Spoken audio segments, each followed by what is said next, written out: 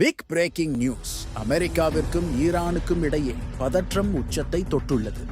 அதிபர் டிரம்ப் ஈரானுக்கு கடைசி எச்சரிக்கை விடுத்துள்ளார்.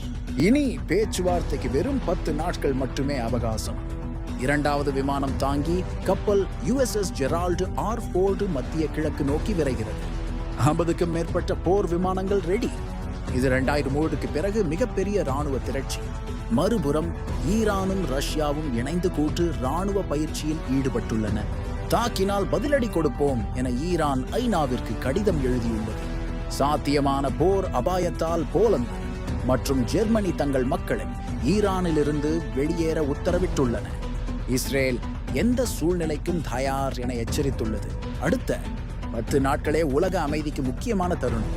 போரா சமாதானமாவுடனுக்குடன் அப்டேட்டுக்கு எங்களை ஃபாலோ பண்ணுங்க. இந்த சூழ்நிலையை பற்றி நீங்கள் என்ன நினைக்கிறீர்கள்? கமெண்ட் பண்ணுங்க.